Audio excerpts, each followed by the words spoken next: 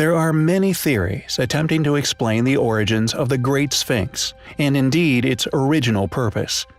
We have, in the past, covered the compelling theories regarding an ancient celestial alignment to the Great Sphinx.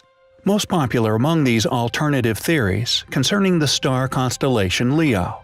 However, this theory is not only based upon events which happened over 2 precessions ago, but is also reliant upon the Great Sphinx actually once being that of an enormous lion.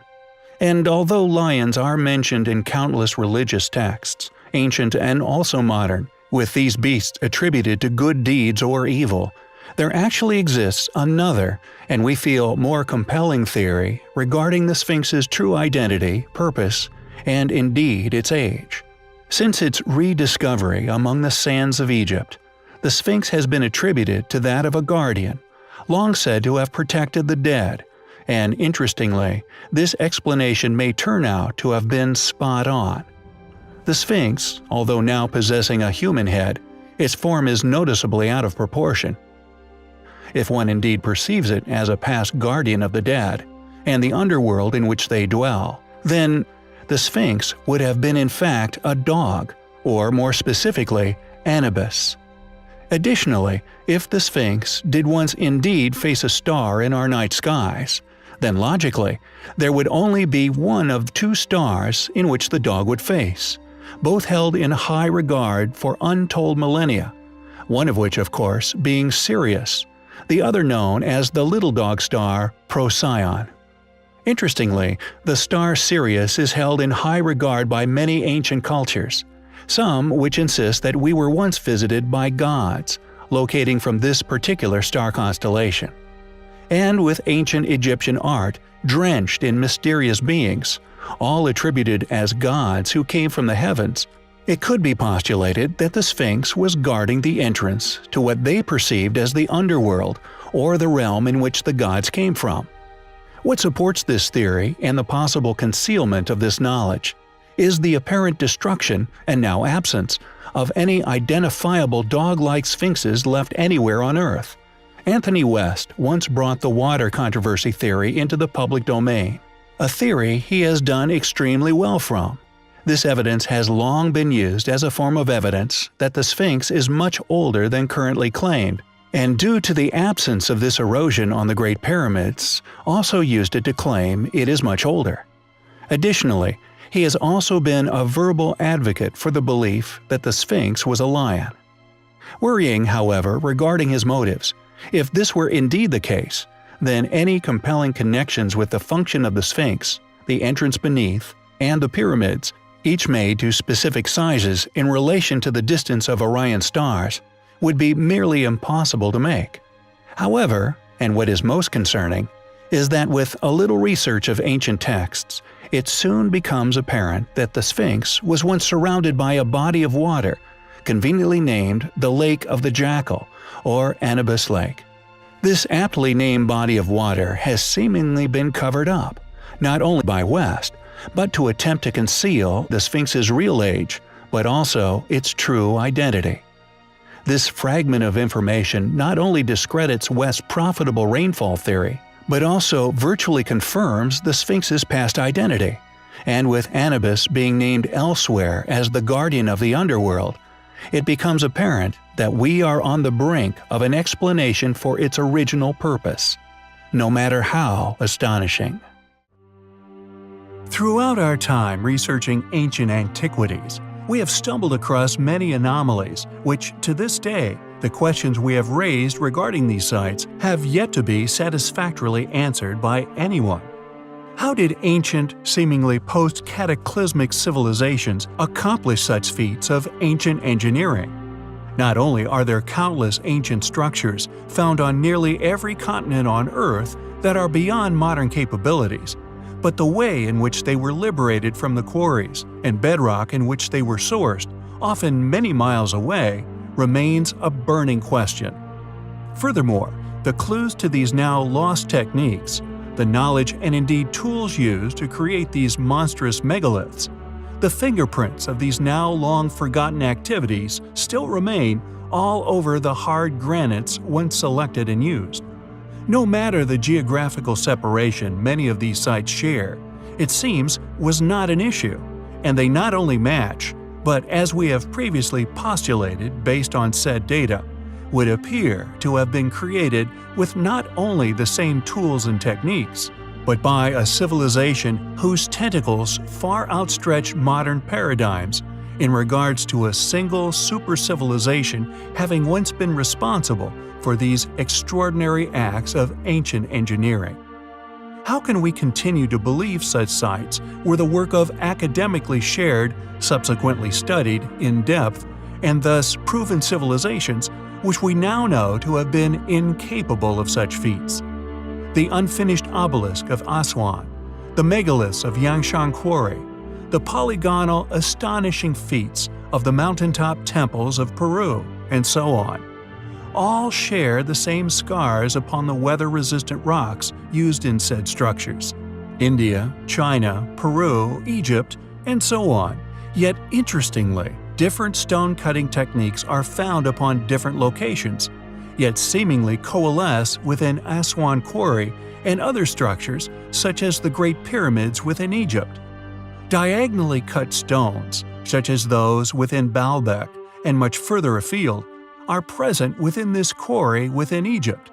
However, what makes the location of these massive pyramids special is that from the data, the evidence we have gathered, the structures were either built before said civilizations arrived and subsequently flourished upon our planet, but that these enormous structures were shared, possibly even an intercontinentally shared accomplishment achieved by not one but many ancient super-civilizations, which, it would appear, were even more capable than that of modern man.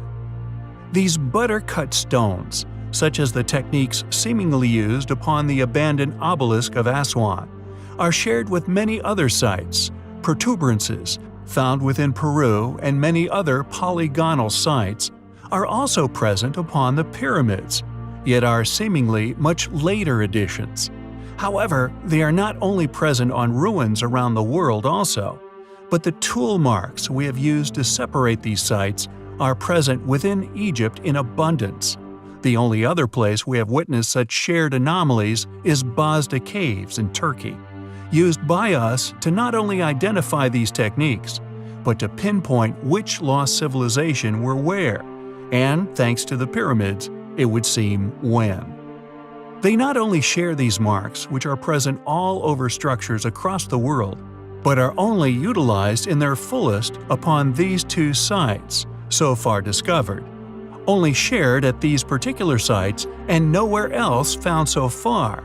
However, interestingly, Baalbek seems to also share protuberances with other polygonal sites, but also possesses curious semicircular, crescent-shaped tool marks across its biggest megaliths, as if a less accomplished tool than that used, we would postulate later, after these techniques were mastered, as found within Aswan, Sacsayhuaman, and many other, apparently more advanced ruins found elsewhere on Earth. Who were these ancient people? How did they accomplish such astonishing feats of ancient engineering? We not only find the pursuit of answers to such questions incredibly important to the development of our knowledge in regard to our origins, but is a quest we will always find highly compelling. The ancient ruins of Egypt, regardless of their astonishing characteristics or the often enormous megalithic building blocks used in the site's construction, are still claimed by an academia with no explanation as to how, as the work of our well-studied yet far more recent ancestors, the Egyptians. It is one of the most crucial ancient locations when it comes to exposing the conspiratorial nature of academia, a denial of the obvious by those who were faithfully tasked with explaining the origins of said sites, or indeed how said sites were created. Any of these long-awaited answers, however, remain elusive, for in reality, no one knows who built the ancient pyramids of Giza, how they did it, when they did it, or indeed why. We simply cannot explain how these feats of engineering and architecture were accomplished. For although such ruins are claimed as a particular group's work, there is no logical reasoning that can be provided to confirm this claim. Additionally, there are many other, no less gigantic megalithic blocks which can be found throughout Egypt, often found used within the many temples, but also seen buried, concealed within the foundations, which make up part of the floor at the pyramid's bases. And Dendera Temple is of no exception. We have covered the temple in the past, focusing on an intriguing depiction which many have come to conclude depicts a lost lighting technology. Some individuals have now created working replicas of this intriguing device. We have also covered the steps found within the temple. These steps appear to have been melted at some point in the past, rather than simple entropy. The temple, however, possesses many more inexplicable secrets, all concealed from the majority of Earth's population by a field of study that firstly lacks any demonstrative evidence, but also due to the evidence which one can mount to support the positive past stone-cutting power technology having once existed. Thus, these features are effectively ignored and thus largely overlooked. Copper chisels cannot explain its existence. People who have explored the temple have found that the repeating reliefs within are perfectly symmetrical, identical in form to within millimeters of each other. The leaching of salts between surfaces are the only reasons we can see the joints in the Great Hall. Furthermore, Chris Dunn, a fellow antiquarian, has explored these intriguing clues within Dendera Temple previously. Not only did the precision of the carving stun Chris Dunn, but the finish upon such a brittle stone has led Chris to conclude that high technology was once utilized to create the stone carvings. Who built Dendera? What technologies were used to construct the temple, or indeed ancient Egypt as a whole? Dendera is undoubtedly a jewel in the crown, a now lost antiquity, one which we find highly compelling. There are many ancient mysteries still to be unraveled within ancient Egypt, and although they are rarely academically shared, the basalt floor found upon the Giza Plateau, being one such feature, located at the base of the Great Pyramids, possess some of the most compelling fragments of ancient advanced machinery anywhere on Earth, let alone Egypt. Additionally, there does indeed exist other areas upon the Giza Plateau that also exhibit these unquestionably compelling fingerprints, left by an as yet not understood ancient advanced technology. One such place, known as Abu Ghorab, is a place that many alternative researchers assert could have once been some sort of ancient stargate. Originally built as a sun temple, constructed to represent the ritually vivifying power of the sun god Ra, it was one of 6 temples built upon the site. However, only 2 have been identified, Uzurkaf and that of Nayusera. At the base of the site, at the western end, an enormous obelisk has also been unearthed, which, according to experts, symbolized the resting place of the sun god Ra. The obelisk's base is a pedestal, with sloping sides and a square top. It is approximately 20 meters high and is constructed of red granite and limestone. Estimates of the combined height of the obelisk and base vary, although a number of independent researchers believe, when the structure was built, the total height of the obelisk was most likely somewhere between 50 and 70 meters in height, an enormous height and indeed weight for any of the currently attested ancient Egyptian builders to have worked with. But what we find the most intriguing regarding this obelisk, and indeed ancient site, linking back to the advanced anomalies located upon the basalt floor, is the enigmatic drill holes found driven straight through the heart of this monolith, and many of the other large granite stones which still litter the site. The holes undoubtedly completed using some form of high-rotation power tool. Clear, compelling evidence that whoever created this ancient work had access to astonishingly advanced technologies. Additionally, the site is also home to a number of enormous red granite blocks, each weighing in at several tons.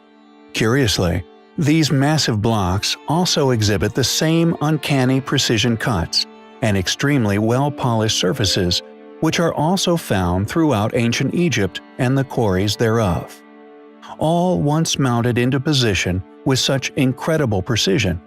Many investigators have concluded after visiting the site, just like the conclusions one is left with after exploring ancient Baalbek, that whoever laid these massive stones into position had an extraordinary technological prowess. Why does modern academia continue to deny such truths in favor of such mundane and incomplete testimonies as to the true origins and builders of ancient Egypt? How can we continue to be expected to believe, in the face of such compelling, overwhelming evidences, that these sites were merely the work of our more modern copper-wielding ancestors? It is undoubtedly highly compelling. The Terracotta Army, undoubtedly the most astonishing collection of carvings, whether mold-based or not, to be found anywhere on Earth. The artistic genius on display within this large terracotta army is hard to ignore when, according to academia, they were merely the handiwork of untrained slaves. Not only does the army display an immense level of detail and thus artistic talent, they are also all seemingly unique, as if each soldier was an accurate recreation of an ancient individual in full armor. We have, in the past, covered this astonishing discovery, discussing how the temple in which this army is said to be protecting has supposedly never been opened, this even though, upon excavating the original entranceways, sophisticated crossbows tipped with poisoned arrows were found left each on a butterfly trigger like something straight out of an Indiana Jones movie. Whatever these elaborate defenses were protecting has, according to Chinese authorities, never been explored. What's more, this same notoriously secret government have also made any future digs illegal, quashing all hopes for anyone who would like to know about this clearly intriguing section of history. However, these incredible features, along with the soldiers' average giant sizes, were not the only area of study we have explored regarding the army. In our first video regarding the amazing site, we explored the highly mysterious monoatomic pigment that was found on many of the statues, popularly known as Han purple. This astonishingly complex pigment, although apparently sourced and manufactured in enormous amounts by a far less capable, more primitive ancestor, was not fully understood until the 1990s. A pigment that, according to scientists who have studied it, exhibits characteristics of, quote, an element of a lower dimension, end quote, and as such, according to mainstream paradigm, is an incredibly difficult artifact to explain. Yet, Han purple is not the only incredible, highly enigmatic pigment dating from a now lost antiquity. There also exists another, no less impressive pigment, which is highly likely to have originated within the now lost civilization we like to call the Pyramid Builders. Known as Egyptian blue, this marvelous pigment was found during an investigation by the British Museum. The Parthenon marbles, also known as the Elgin marbles, are a collection of classic Greek marble statues, whose history, although heavily documented, display upon their surface not only evidence of an advanced ancient knowledge, most probably a leftover, still in circulation within top masons and sculptors around the time of the statue's creation. But this pigment, found during an in-depth investigation of the marbles, to discover whether they were once painted or not, was found in varying quantities upon their varying features, not only subsequently proving beyond doubt that the statues were indeed once painted, but like that of Han purple within China, Egyptian blue also has a highly curious characteristic discovered by modern technology. It is not only the sole surviving pigment on the statues, but is only visible within the infrared spectrum, a band invisible to the human eye. Made under the supervision of the architect and sculptor Phidias and his assistants. The origin of the pigment, however, just like that of Han purple, is unknown. Where did the knowledge for creating this pigment come from? Why is it now lost? Why does it emit colors invisible to the modern man's eye? We find not only Egyptian blue's infrared characteristics, but also Han purple's intriguing dimensionally deficient resonance as highly compelling. Many ancient sites found all over the world can no longer be explained away with currently attested academic opinion. Who they say built them, why, or when they were created. The most popular of these anomalies are the ancient monuments that can be found upon the Giza Plateau. Currently explained as having been built by our copper tool-wielding ancestors a mere 4,000 years ago, somehow successfully creating some of the most precisely built and indeed enormous ancient structures found on Earth, decidedly choosing to use granite blocks many tons in weight as their building material of choice. Ironically, although these sites are somehow exclaimed as having been built by the ancient Egyptians, any actual, literal explanation of how this was actually done has never been provided. Not only is academic opinion severely lacking any logical understandings as to the construction of these sites, they seemingly attempt to ignore, and in some cases conceal, additional controversial anomalies they simply cannot understand. Enormous stone megaliths are hidden all over Giza, and especially around the base of the Great Pyramids. And not only were these buildings adorned with incredibly hard granite, but also basalt, a similarly tough stone, and another which would be near impossible to have hewn with mere copper implements. Known as Giza's basalt floor, it is what many people now see as the smoking gun for evidence of advanced engineering having once been responsible for the construction of the site. Amongst the remaining fragments of the basalt floor is overwhelming evidence of ancient machinery, telltale precision signatures left on many stones, suggesting high technology was responsible for the shaping of Giza's enormous stones. Cut marks that could only have been left by high-speed disc cutting, striations, precise ridges, and countless other curious features have been thankfully left upon these stones, and these surviving tool marks could one day be used to actually identify the technology once used to build the site. We now feel that the evidence to suggest that the modern attested and mass-published theories regarding the origins of the Giza Plateau, its age, and indeed its creators' past capabilities, is currently incorrect and is now overwhelming, and that it is only a matter of time before a revival of this past knowledge and indeed understandings again begins to flourish. When one explores the most fascinating and ancient of structures resting all over our planet, you will inevitably be confronted by baffling feats on engineering and ingenuity, tasks that to modern man escape understanding or indeed explanation. The main consensus regarding these ancient structures has always been a tricky thing to explain. To claim that these marvelous structures were built by primitive people with only primitive tools at their disposal does not only seem absurd to most who have visited such sites, but ignorant of their true past grandeur and the specific characteristics of each of these places. Ancient sites, such as Giza, Machu Picchu, among many others, still contain very confusing artifacts, anomalous evidence, which tells a very different story to that of mainstream history. Apart from the Baghdad Battery, largely claimed to have been an ancient form of electroplating, there has been little in the way of physical evidence to suggest the use of electricity within the academically researched ancient times. Yet there are many remnants left, which suggest such activities. Not only are there countless clear examples of past machine-worked stone, but most importantly, there is evidence of errors made by these same tools, misstarts, and discovered fault lines, these particular stones discarded, laid bare in the quarries, revealing all the hallmarks of the machine engineering that went into building these wonderful places, these artifacts, once rubbish, now historical treasures. They can tell you the shape and movements of the tools that were being used, showing just how these machines cut into the stones, core drillings also discarded during manufacture, and cut stones discarded, due to faults and cracks, revealing the complete preliminary cut marks left by the ancient stonecutters.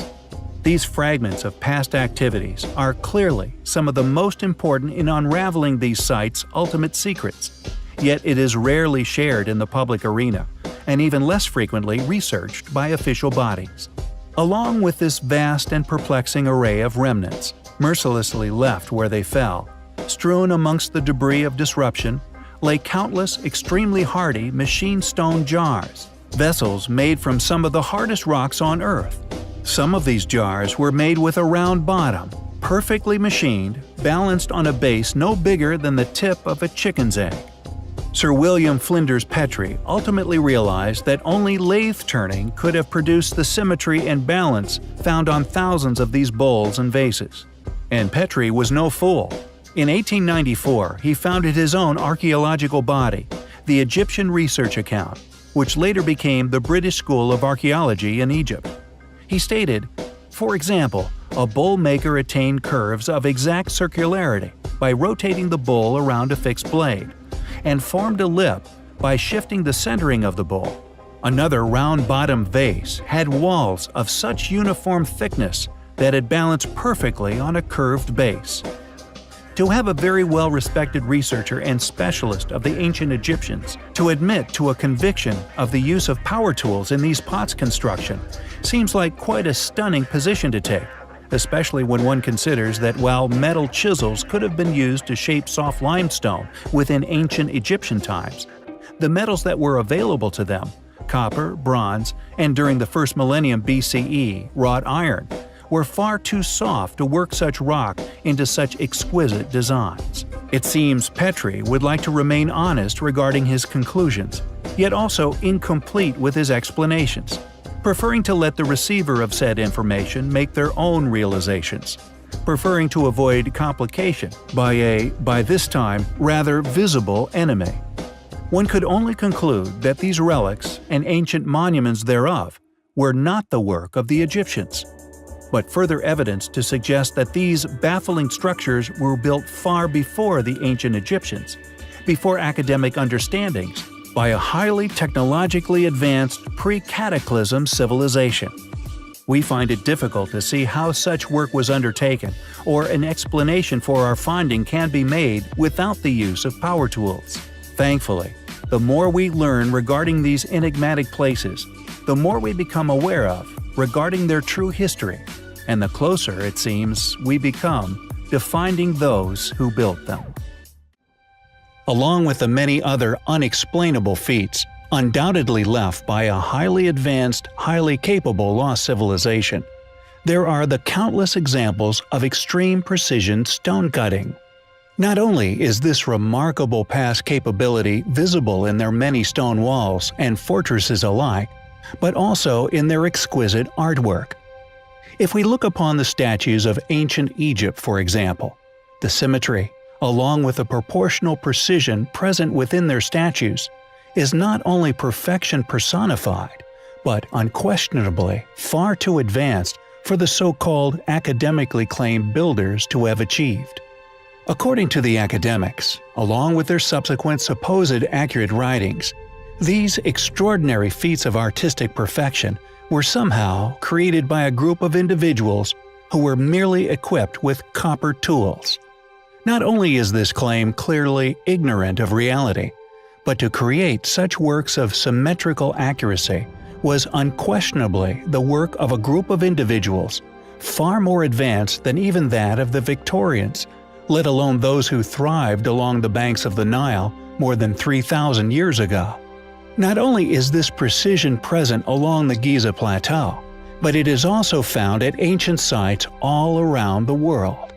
Masterfully created statues and structures, often carved straight out of stone bedrock, with such vision and artistic prowess that many now presume that the individuals capable of such feats must have had advanced machinery at their disposal. Most of ancient India, for example, is created with such delicacy and exactness that we today could only accomplish the same with the utilization of modern machines. Furthermore, many scholars and independent researchers Even a number of highly recognized academic Egyptologists have reluctantly concluded that many of the basalt, gypsum, and other vases shaped from extremely hard stones, and indeed a number of multi-ton sarcophagus lids, were indeed turned into the shapes we see them as today, on some kind of ancient, enormous lathe. This conclusion is made regardless of the fact that to create such enormous stoneworks on a lathe would have undoubtedly been out of the realms of capabilities for those who are currently claimed as their creators. Not only do the ornamental artifacts of Egypt and much further afield strongly indicate machined working, but there is also overwhelming evidence of these same machines reminiscent of modern stone-cutting equipment present all over the world. Yet, conveniently, it is quietly ignored by the same individuals who have supposedly unraveled the history of these sites. Pumapunku, Giza's basalt floor, other areas throughout Giza, Peru, Malta, the list goes on. All these sites not only indicate an advanced, highly capable constructor, but also possess countless marks that, as of yet, we can only explain logically as having been left by precision, quick-rotation, stone-cutting machinery.